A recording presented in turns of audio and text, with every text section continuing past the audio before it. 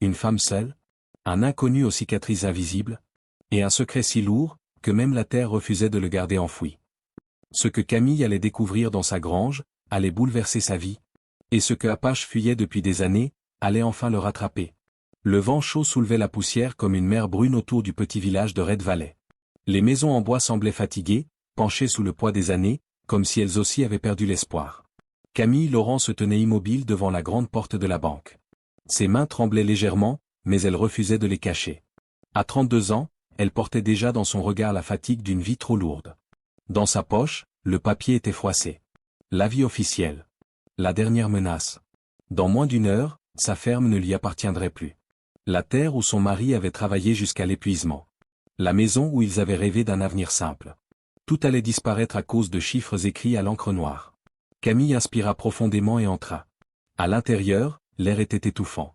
Une odeur de tabac froid et de papier ancien flottait dans la pièce. Quelques hommes murmuraient près des murs, déjà curieux, déjà prêts à regarder une femme tomber. Derrière le grand bureau en bois sombre, le directeur de la banque leva à peine les yeux. « Madame Laurent, dit-il d'un ton sec. Vous êtes en retard. » Camille s'approcha. « Je ne viens pas négocier, répondit-elle calmement.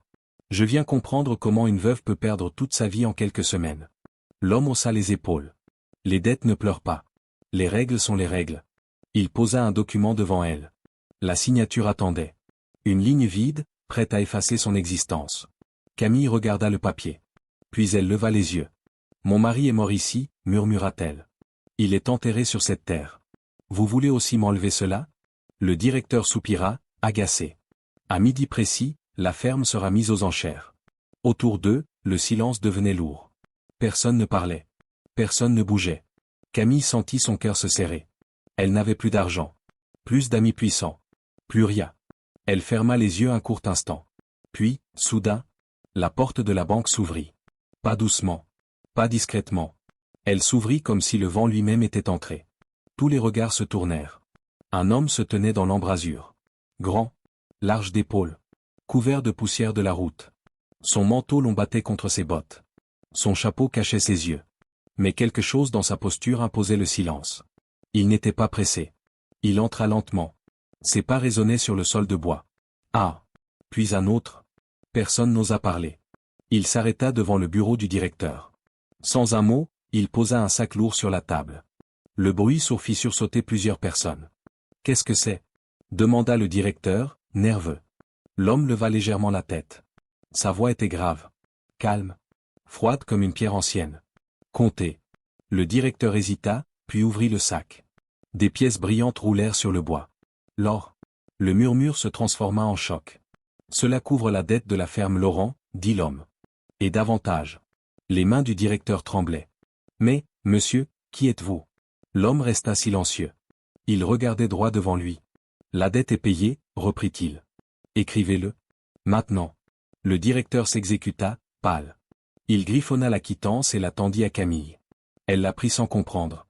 Ses doigts effleurèrent le papier comme s'il pouvait disparaître. C'est fini? Murmura-t-elle. Personne ne répondit. Quand elle releva la tête, l'homme tournait déjà les talons. Attendez, s'écria-t-elle. Il s'arrêta juste un instant. Pourquoi? Demanda-t-elle, la voix brisée. Pourquoi m'aider? Il tourna légèrement la tête. Elle aperçut alors une cicatrice fine sur sa joue. Parce que certaines dettes ne sont pas écrites sur du papier, répondit-il. Puis il sortit. La poussière entra avec lui. Camille resta seule au milieu de la banque, une quittance dans la main, et un nom qui brûlait déjà dans son esprit. Car au moment de partir, quelqu'un avait murmuré derrière elle. C'est Apache. Et à cet instant, elle comprit que sa vie venait de changer à jamais. Le soleil était déjà bas quand Camille quitta la banque. Le vent lui soufflait au visage, mais elle ne le sentait même plus. Dans sa main, le reçu tremblait comme une feuille. Sa ferme était sauvée. Mais ce n'était pas la joie qui remplissait son esprit. C'était lui, cet homme, sorti de nulle part, couvert de poussière, silencieux comme la nuit, et ce sac, plein d'or. Camille s'arrêta sur le trottoir. Autour d'elle, les gens murmuraient. Pas sur la dette. Pas sur la banque. Sur lui. C'était lui, j'en suis sûr, t'as vu la cicatrice? On disait qu'il était mort à la frontière, un type comme ça meurt jamais. Elle tourna la tête, cherchant un visage familier. Mais tout le monde évitait son regard. Elle revint vers la charrette. Le shérif, un vieil homme au visage buriné, l'attendait, la main sur le chapeau. « Tu vas rentrer seule, Camille ?» demanda-t-il doucement. « Je crois que oui, Red. J'ai besoin de réfléchir. » Il hocha la tête. « Tu as de la chance. Quelqu'un là-haut t'envoie un ange. »« Je ne crois pas aux anges, répondit-elle. Mais je crois aux dettes. Et personne ne donne autant d'or sans raison. » Red hésita. Puis il dit à mi-voix. « Tu veux connaître son nom ?» Camille se tourna vers lui, brusquement. « Tu le connais ?» Le shérif regarda autour de lui, puis se pencha vers elle. « Il y a longtemps, on murmurait un nom dans l'Ouest. Un nom que même les chasseurs de primes évitaient de prononcer. Apache. » Camille fronça les sourcils. « Ce n'est pas un vrai nom. »« Non. Mais c'est celui qu'il porte. »« Et toi, tu le connais ?» Red resta silencieux un moment. Puis il dit lentement. « On a tous un passé, Camille. Même lui. Et parfois, le passé revient quand on s'y attend le moins. » Elle monta sur la charrette, les mains serrées sur les rênes. Sur le chemin du retour, le soleil couvrait les collines d'une lumière dorée. Mais elle ne le regardait pas. Son esprit tournait sans arrêt. Pourquoi cet homme avait-il payé? Pourquoi elle? Pourquoi aujourd'hui? Et surtout, pourquoi ce nom Apache lui semblait-il familier, comme un écho lointain, déjà entendu, dans un rêve ou un murmure au bord de l'oubli? La nuit tomba vite sur la vallée. Un ciel gris couvrait les collines comme un couvercle de plomb. Le vent s'était levé, fort et froid. Et bientôt, la pluie. Camille rentra chez elle juste avant que les premières gouttes ne frappent le toit. Elle n'alluma pas de lumière. Elle resta debout dans la pièce principale, la quittance toujours dans sa poche. Le silence de la maison lui pesait plus que jamais. Tout était sauf, mais rien n'allait. Quelque chose clochait. Elle s'approcha de la fenêtre. Le bruit de la pluie s'intensifiait, fouettant les vitres, frappant la terre comme des centaines de petits tambours. Puis elle le vit. Au loin, près du virage de la rivière, à l'endroit où les arbres se faisaient plus denses. Une lueur. Faible, vacillante. Un feu. Quelqu'un campait sur ces terres. Elle resta un moment sans bouger, le cœur battant. Puis elle attrapa le fusil accroché derrière la porte. Son doigt passa lentement sur la détente. « Pas ce soir, murmura-t-elle. Pas encore. » Sans changer de vêtements, sans se couvrir de manteau, elle sortit dans la nuit battue par la pluie. Ses bottes s'enfonçaient dans la boue. Ses cheveux ruisselaient. Mais elle avançait, droite, déterminée. Chaque pas la rapprochait de cette lumière, et de lui. Quand elle arriva enfin près du feu, elle le vit. Lui, assis sur une souche, sous un abri de toile improvisé. Son grand manteau pendait à un clou planté dans un tronc. Il tenait une pomme qu'il découpait lentement avec un couteau trop grand pour un simple fruit. Son cheval noir, gigantesque, broutait tranquillement à quelques mètres. Il ne leva pas les yeux. Il ne bougea même pas. « Vous êtes sur mes terres, » dit-elle d'une voix ferme. Un morceau de pomme toucha ses lèvres. Il mâcha lentement. Puis, enfin, il parla. « Il pleut trop fort pour dormir en ville. » Camille s'approcha. Le fusil pointé. « Il y a un hôtel. Vous auriez pu payer une chambre. Vous avez de l'or. » Il haussa à peine les épaules. Trop de regards. Trop de questions. Elle le fixa, trempée, furieuse, glacée jusqu'aux os. « Qui êtes-vous vraiment? Pourquoi moi? Pourquoi maintenant ?» Cette fois, il la regarda. Ses yeux étaient sombres, profonds, d'un calme presque inquiétant. Il rangea lentement son couteau. Puis il sortit une vieille tasse cabossée et la remplit de café noir. Il la tendit vers elle. « Buvez. » Camille hésita. Tout en elle criait de refuser. Mais ses mains tremblaient. Et la chaleur de la tasse lui rappela ce qu'elle avait oublié, qu'elle était vivante. Elle prit une gorgée. C'était amer, fort, brûlant. Mais c'était réel. « Vous connaissiez mon mari, n'est-ce pas ?» demanda-t-elle doucement. Un silence. Puis il baissa les yeux. « Oui. D'avant ?» Il hocha lentement la tête. « Avant tout ça. Avant cette ferme. Avant vous ?» Camille sentit un frisson remonter le long de son dos. Elle n'osait pas poser la question suivante. Mais elle le fit quand même. « Qui êtes-vous, pour lui ?» Il ne répondit pas tout de suite. Puis, dans un souffle. « Je suis ce qu'il a laissé derrière lui. » Elle recula d'un pas. « Vous êtes venu pour vous venger ?» Il releva les yeux vers elle. « Je suis venu pour ce qui m'appartient. » Le feu crépitait entre eux, et la pluie tombait plus fort. Mais ni l'un ni l'autre ne bougeait. Camille tenait toujours le fusil, mais elle ne savait plus si elle devait le pointeur sur lui, ou le poser à terre. Le feu crépitait encore faiblement sous la pluie. Le café refroidissait dans la tasse. Mais entre Camille et l'homme, le silence s'était épaissi. « Ce qui vous appartient, » murmura-t-elle, le regard fixé sur lui. « C'est de l'argent? De la terre? Ou quelque chose d'autre ?» Il ne répondit pas tout de suite. Il tendit la main vers un morceau de bois mouillé et l'ajusta dans les flammes, comme s'il cherchait ses mots entre les braises. Ce que j'ai perdu, dit-il enfin, personne ne peut vraiment me le rendre. Camille sentit sa gorge se nouer. Mon mari était un homme bon. Peut-être qu'il l'était, répondit-il sans lever les yeux. À la fin. Elle s'agenouilla lentement, gardant ses distances. Le fusil était posé à côté d'elle maintenant, oublié pour un instant. Vous l'avez connu, avant moi. Il hocha la tête. Bien avant. On a chevauché ensemble. On a traversé des choses que peu de gens pourraient imaginer. L'armée ? Demanda-t-elle. Non. Plus sombre que ça. On transportait de l'or. Des convois. De nuit. Pour des hommes qu'il ne fallait pas trahir.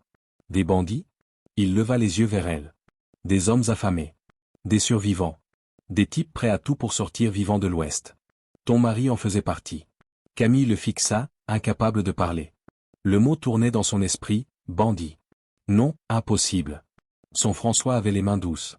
Il pleurait quand un veau tombait malade. Il écrivait des poèmes l'hiver au coin du feu. Il avait peur du tonnerre. Vous mentez, souffla-t-elle. Il n'était pas comme vous. Il n'était pas comme moi, à la fin, dit Apache doucement. Mais avant, il l'était plus que moi. Camille se leva brutalement. Pourquoi êtes-vous venu ici? Pour le punir? Pour me punir moi? Je suis venu récupérer ce qui m'a été pris, répondit-il. Et je pensais qu'il était encore vivant. Et quand vous avez vu sa tombe? Il se leva à son tour. Grand, massif, les yeux brillants sous la pluie. Je n'ai rien dit. J'ai vu une femme seule, qui se battait contre le monde entier. Et je me suis souvenu de quelque chose qu'il m'avait dit un jour. Il s'approcha d'elle, lentement. Il m'avait dit, si un jour je disparais, et qu'il lui arrive quelque chose, tu dois faire ce que je ne pourrai plus faire. Camille recula d'un pas. Et vous pensez que me sauver, c'était ça? Non, murmura-t-il. C'était juste, une dette. Une seule. Elle resta figée. Le mot dette résonnait encore dans son esprit. Mais elle sentait que ce n'était pas une histoire de chiffres. Pas une question d'argent. C'était plus profond. Plus ancien. Un lien tissé quelque part dans la boue, le sang et la poussière. Si vous dites la vérité, dit-elle lentement, alors vous devez aussi avoir des secrets. Des choses que vous n'avez dites à personne. Il sourit, pour la première fois. Un sourire triste, fatigué. Madame Laurent, dit-il en remettant son chapeau, je suis un secret à moi tout seul. Puis il tourna le dos, s'enfonçant dans l'obscurité, ses bottes glissant dans la boue. Et Camille resta seule, le cœur battant, le fusil entre les mains, et un nom gravé à jamais dans sa mémoire, Apache. La pluie avait cessé au petit matin. Mais l'air restait lourd, chargé d'humidité et de non-dits. Camille n'avait pas dormi. Elle avait passé la nuit dans sa cuisine, les yeux fixés sur la flamme tremblante de la lampe à pétrole. Dans un coin de la pièce, une boîte de fer blanc. Le genre d'objet que l'on oublie avec le temps. Sauf quand on cherche des réponses. Elle l'a pris avec précaution. Dedans, les papiers de François. Des lettres, quelques reçus, et surtout, le vieux carnet de compte de la ferme. Elle l'ouvrit. L'odeur de poussière et d'encre fanée lui sauta au nez. Chaque page était remplie de chiffres, de colonnes bien tracées, de notes de son mari. Camille tourna lentement les pages. Paille, bétail, outils. Tout était soigneusement noté. Puis elle s'arrêta. 14 octobre 1878, achat des terres, 4000 francs. Juste en dessous, en lettres fines, source, économie personnelle. Elle plissa les yeux. Quelque chose clochait. Un mot semblait avoir été gratté, recouvert. Mais à peine. Elle approcha la lampe. Son souffle se bloqua. Sous les mots économie personnelle, on distinguait autre chose. Des lettres effacées mais visibles, APACHE. Et plus bas, dans une écriture tremblante, ajouté en marge, prix. Pas reçu. Pas emprunté. Juste un mot, sec, lourd. Prix. Camille resta figée. Elle tourna la page suivante. Une feuille pliée était glissée à l'intérieur. Elle la déplia. Ses mains se mirent à trembler. C'était un avis de recherche, jauni, fragile. Un croquis grossier d'un homme jeune, sans cicatrice.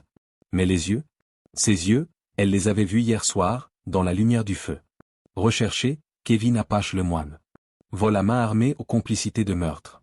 Récompense, 5000 francs. Plus bas, des noms alignés, Kevin Lemoine. François Laurent. Jules Redon. Elle lâcha le papier comme s'il brûlait ses doigts. Son mari, le père de son enfant, avait été un hors-la-loi. Et le shérif Red, lui aussi. Tout ce qu'elle croyait savoir s'effondrait. Apache n'était pas un sauveur. C'était le fantôme d'un passé qu'on avait tenté d'effacer. Et maintenant, il campait sur sa terre, non pas comme un protecteur, mais comme le véritable propriétaire. Camille recula, le carnet toujours en main. Elle heurta la table, la lampe vacilla. Son souffle s'accéléra. Elle comprenait maintenant. Apache n'avait pas payé la dette pour elle. Il avait payé pour reprendre ce qu'on lui avait volé. Elle leva les yeux vers la porte. Dehors, le jour se levait lentement. Et quelque part près du ruisseau, sous les arbres, l'homme qu'elle avait cru pouvoir comprendre attendait. Mais désormais, elle ne savait plus s'il était là pour protéger, ou pour reprendre ce qui, selon lui, ne lui avait jamais appartenu. Camille resta un long moment figée dans l'entrée du salon. Le carnet de compte encore ouvert entre ses doigts. Ses yeux fixaient le vide, mais dans son esprit, tout s'emballait. Son mari avait menti. Le shérif avait menti. Et Apache, lui, ne mentait pas. Pas vraiment. Il disait juste, peu. Elle comprenait maintenant. Il ne l'avait pas sauvée. Il avait repris possession de ce qui lui appartenait depuis des années. Et si cette ferme, cette maison, ce sol, ne lui avait jamais vraiment appartenu? Un bruit l'attira de ses pensées. Des pas. Lents. Lourds. Sur le perron. La poignée tourna. S'arrêta. Puis recommença, plus doucement. Camille recula d'un pas, ses mains se crispant sur le fusil qu'elle n'avait pas eu le temps de reposer. La porte s'ouvrit. Il était là. Apache. Il avait remis son long manteau gris. Son chapeau cachait ses yeux. Mais il vit immédiatement ce qu'elle tenait. Le carnet. Et le fusil pointé vers sa poitrine.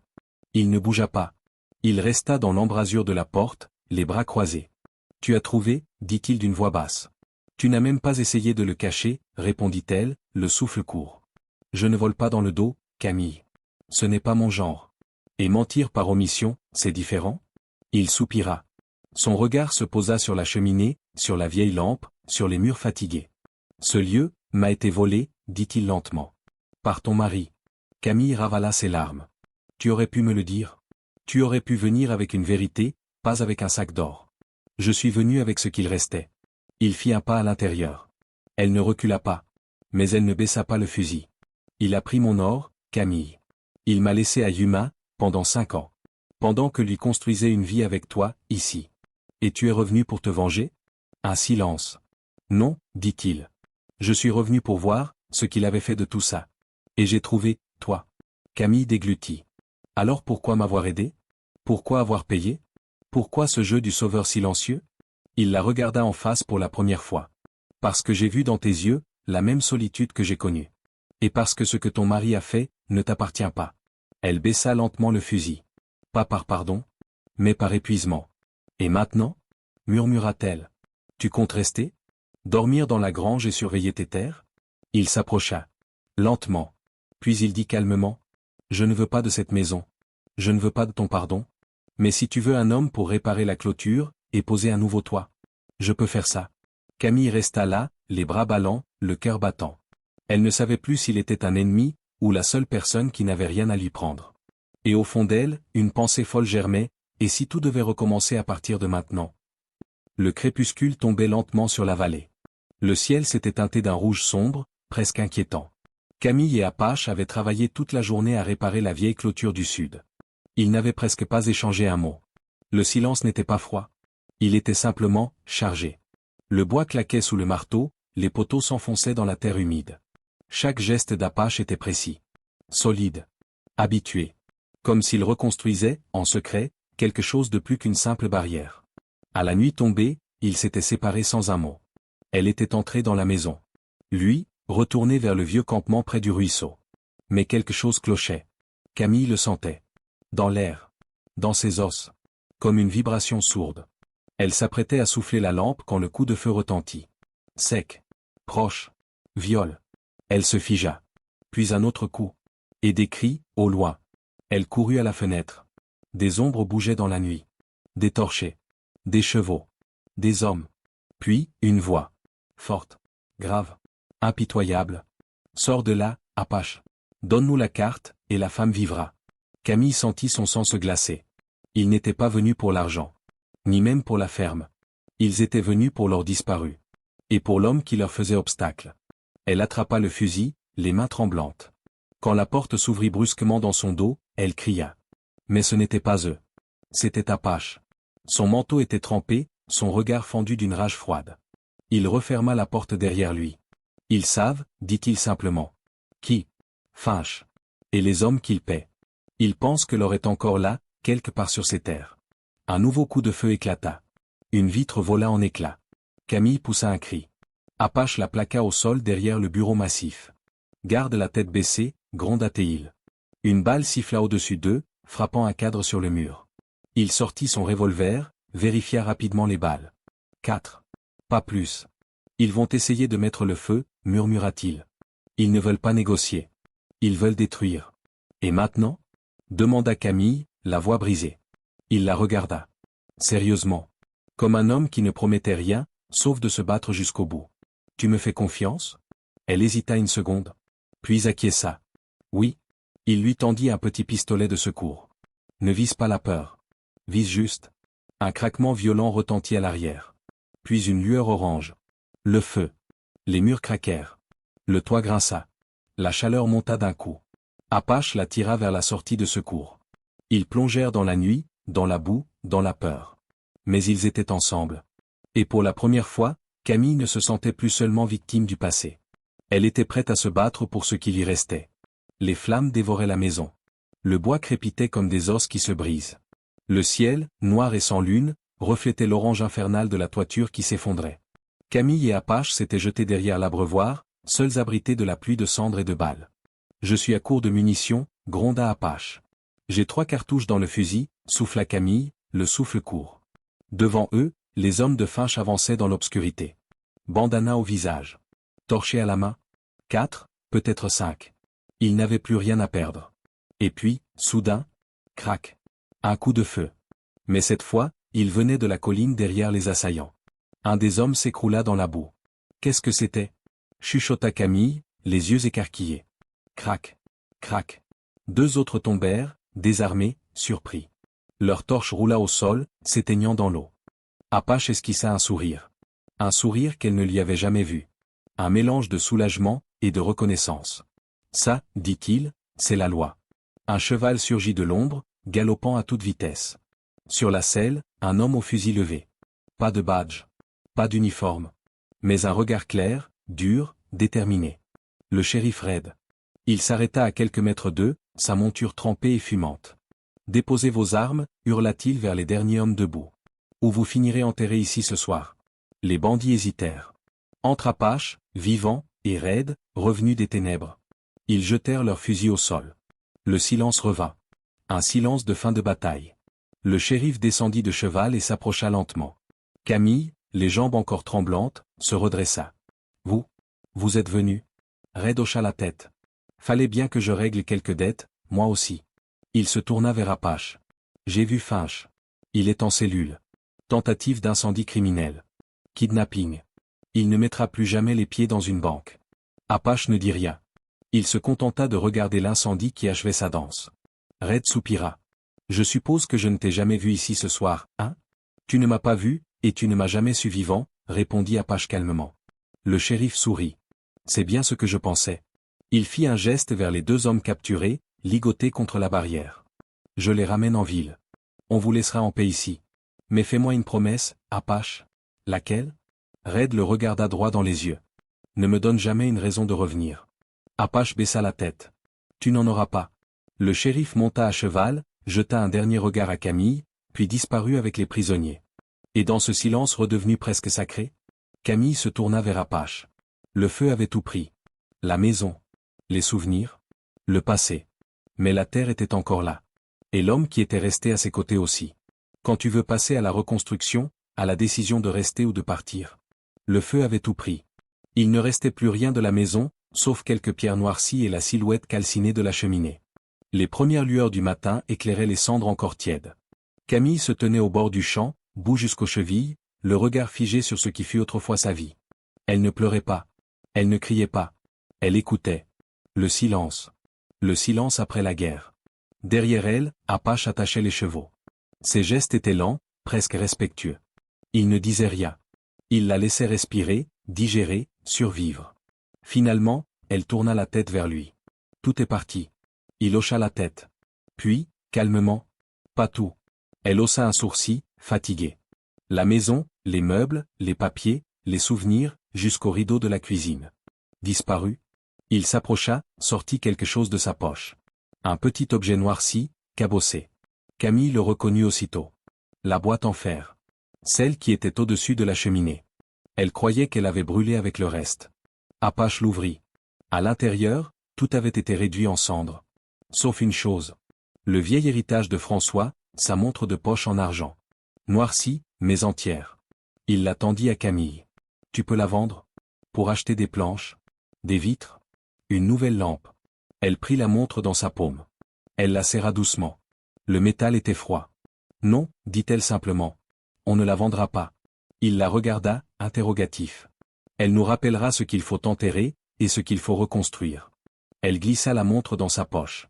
Puis elle leva les yeux vers la colline, là où la lumière touchait la terre en premier. Si on reconstruit, ce ne sera pas ici. Pas sur les cendres. Mais là-haut. Là où le soleil se lève. Apache croisa les bras.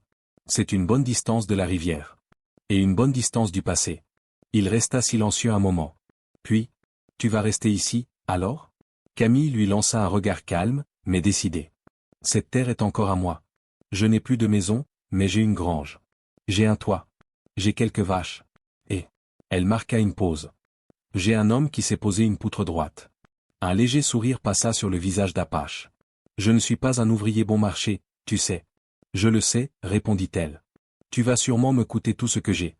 Alors je commence après le café. Ils échangèrent un regard. Pas un regard amoureux. Pas encore. Mais un regard de survivant. De bâtisseur. De ceux qui avaient tout perdu, mais pas la volonté de recommencer. Quelques jours avaient passé. Le feu avait tout détruit, mais la grange tenait bon. Apache avait réparé la porte, renforcé la charpente. Chaque matin, Camille le voyait, silencieux, concentré, les manches relevées et les mains pleines de poussière et de bois. Un nouveau rythme s'était installé. Pas de promesses. Pas de projet. Juste le présent. Juste le travail. Mais quelque chose, rongeait encore Apache. Camille le voyait dans ses silences plus longs. Dans la façon dont ses yeux fixaient la rivière, immobile. Dans ses mains, qui parfois serraient trop fort le marteau. Ce matin-là, alors qu'elle balayait les restes de suie au pied du vieux puits, elle le trouva penché sur un morceau de cuir. Il le frottait, le grattait avec un couteau fin. « Qu'est-ce que c'est » demanda-t-elle. Il releva à peine la tête. « Un morceau de sac, cousu à l'intérieur de mon ancien manteau. » Il le retourna. Dessous, des marques. Des symboles à peine visibles. Un tracé. Un dessin. Camille plissa les yeux. « C'est une carte ?» Il hocha la tête lentement. « François et moi, on avait tout prévu. On savait que si ça tournait mal, il faudrait cacher une partie de l'or. Pas tout, juste assez pour survivre, plus tard. » Camille sentit un froid lui remonter le long du dos. « Et vous pensez, qu'il l'a vraiment fait ?» « Oui, » répondit Apache. « Il ne m'a pas seulement trahi. Il m'a effacé. Mais il n'a pas pu oublier la carte. » Il la posa à plat sur une planche. Camille suivit le tracé du doigt. Un ruisseau, une colline, et une croix, tracée au charbon. « C'est sur ces terres ? » « Je crois. » Et Finch le savait. Camille se figea. C'est pour ça qu'il voulait à tout prix la maison. Pas pour la ferme, mais pour chercher. Apache serra la mâchoire. Et il n'est pas le seul. Quand un homme comme Finch disparaît, un autre prend sa place. Et ceux-là, ne viendront pas avec des contrats. Ils viendront avec des fusils. Un silence s'installa. Camille sentit une sueur froide perler dans son dos. Et si on la trouvait avant eux ? Demanda-t-elle. Et si on l'enterrait plus loin ? Ou qu'on la faisait disparaître ? Apache secoua lentement la tête. Tu ne comprends pas. Ce n'est pas l'or qu'ils veulent. C'est ce que représente l'or. Le pouvoir. La revanche. La peur. Camille regarda la carte une dernière fois. Puis elle la roula, lentement. Alors on va la brûler. Apache la fixa, surpris. Tu veux y renoncer ? Ce qu'on a perdu est déjà parti. Je ne veux pas vendre ma paix contre des pièces enterrées. Je veux bâtir une vie. Pas une légende. Il la regarda longtemps. Et dans son regard, il y avait quelque chose qu'elle n'avait jamais vu. Du respect. Très bien, murmura-t-il. Mais prépare-toi, Camille. Parce que maintenant, quelqu'un d'autre la cherche aussi. Et dans le vent du matin, elle sentit déjà le poids d'un nouvel orage à l'horizon. La carte avait été brûlée. Camille l'avait tenue au-dessus de la flamme, sans trembler. Le cuir avait noirci, puis s'était tordu dans une volute de fumée. Apache n'avait rien dit. Il avait juste regardé. Et maintenant ? Les jours avaient repris, presque paisibles. La grange était solide. Les vaches calmes. La rivière chantait doucement entre les pierres. Mais la paix n'était qu'un fil tendu. Apache se levait plus tôt. Ses yeux balayaient l'horizon, toujours. Ses mains étaient plus souvent sur la crosse de son arme que sur son marteau. Quelque chose s'approchait. Puis ce matin-là, tout bascula. Un cavalier arriva à toute allure, recouvert de poussière. Le jeune Samuel, commis de l'épicerie du bourg. Essoufflé, tremblant, il mit pied à terre en hurlant. Camille. Apache. Ils arrivent. Ils sortirent de la grange. Le garçon parlait vite, les mots se bousculant. 3 hommes, armés, ils ont tabassé le forgeron, pris le chemin du sud, ils cherchaient une ferme avec un ruisseau, le vieux de la banque leur a parlé avant d'être arrêté, il a vendu le secret. Apache ferma les yeux. Combien? Demanda-t-il. 4. Non, 5. Ils étaient lourds. Organisés. Et ils ont dit ton nom. Camille sentit son cœur s'arrêter une seconde. Ils savent pour toi? Pire, dit Apache, les yeux fixés au loin. Ils savent qu'il reste quelque chose ici. Elle posa une main sur son épaule. Mais on a détruit la carte. Oui, répondit-il doucement. Mais parfois, le feu attire plus que la carte elle-même. Ils savent maintenant que ça valait la peine. Il se tourna vers elle. Tu peux partir, Camille. Tu peux prendre un cheval et traverser la crête. Tu seras loin avant la nuit. Et toi? Moi, je vais les attendre. Elle planta ses yeux dans les siens. Tu as déjà vu assez de fantômes. Tu ne vas pas affronter celui-ci seul. Un silence s'installa. Puis elle ajouta, la voix ferme. Cette terre est à moi. Et si quelqu'un veut me la reprendre, il devra venir me le dire en face.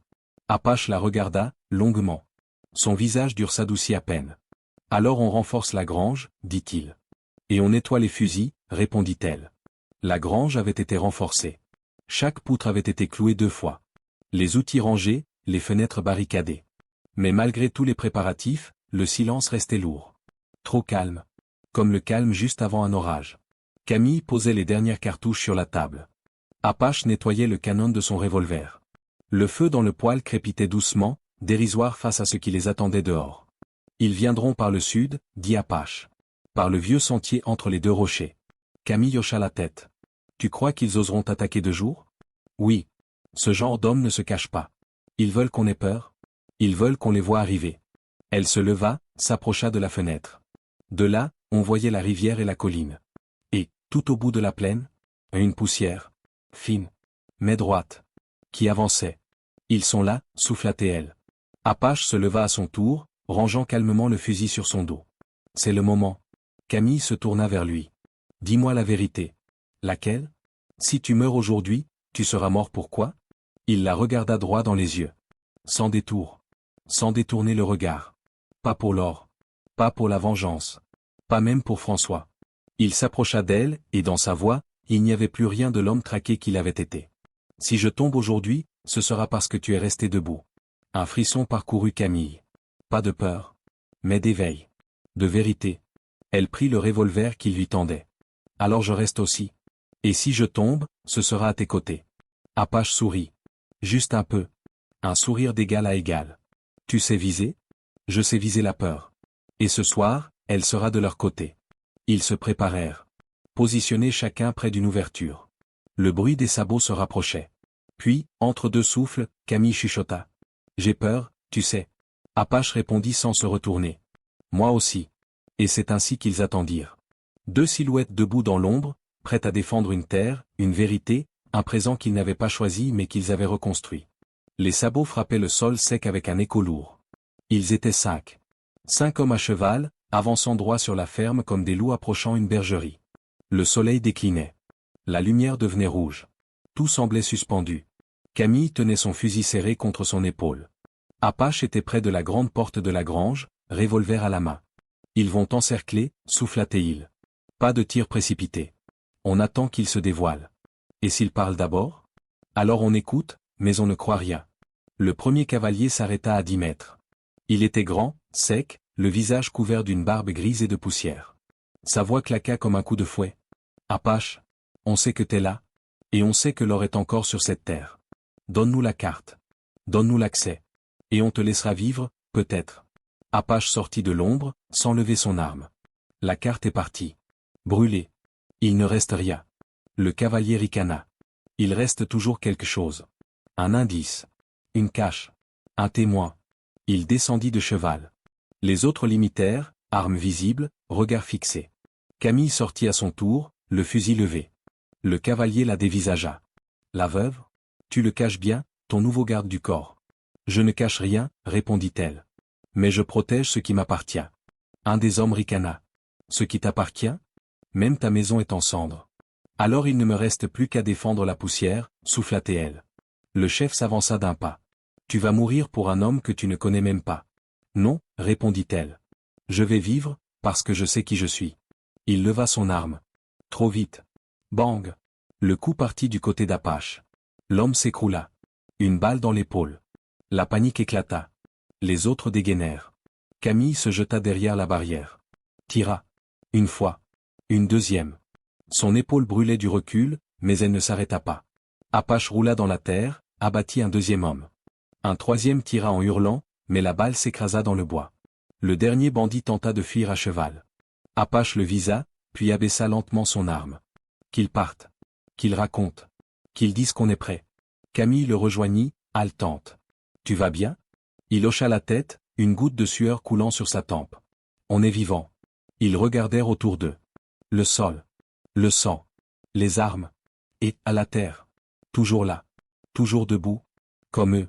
Le calme revenu semblait presque irréel. Le sol était encore marqué par les traces du combat. La boue piétinée, les douilles vides, et cette odeur persistante de poudre et de peur. Camille s'agenouilla pour couvrir l'un des hommes d'une vieille toile. Ils avaient creusé 3 tombes derrière la grange. Ni croix, ni nom. Même les monstres méritent un enterrement, murmura-t-elle. Apache restait en retrait, appuyé contre la clôture, le regard perdu dans l'horizon. Son épaule saignait légèrement, mais il ne semblait pas s'en soucier. Camille s'approcha de lui. Tu vas devoir soigner ça. Sinon tu vas traîner cette blessure toute ta vie.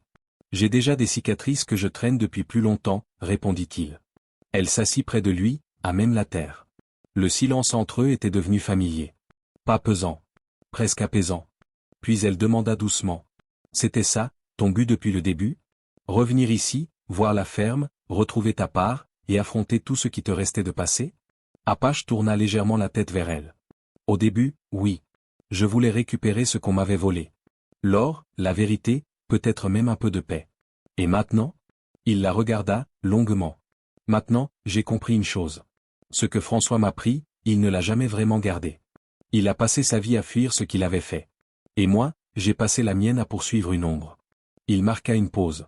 Son ton devint plus calme, plus profond.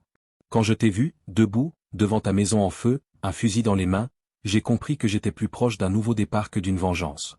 Camille le fixa, les yeux brillants. Tu aurais pu partir. Oui. Mais j'ai vu quelque chose ici, que je n'avais jamais vu ailleurs. Quoi donc? Il baissa les yeux, comme s'il cherchait ses mots dans la terre. Un endroit où je n'avais pas besoin de fuir. Un endroit où rester avait un sens. Elle posa sa main sur la sienne. Ses doigts étaient froids, mais fermes. Alors reste. Un long silence. Puis il souffla, presque dans un sourire. Je ne sais pas réparer une cheminée. Mais je peux construire un toit. Elle rit, pour la première fois depuis des jours. Un rire court. Fatigué. Mais sincère. Ça tombe bien, dit-elle. On commencera demain. Et ensemble, ils regardèrent le soleil disparaître derrière les collines. Pas comme une fin. Mais comme la promesse d'un autre matin. Les jours suivants furent silencieux. Pas un silence lourd, mais un silence réparateur. Camille et Apache travaillaient côte à côte, sans trop de mots. Ils refaisaient le toit de la grange, nettoyaient la maison, ramassaient les cendres du passé. Un matin, alors qu'elle préparait du café, Camille jeta un œil par la fenêtre. Apache était là, assis sur les marches, les mains pleines de terre, un chien errant couché à ses pieds.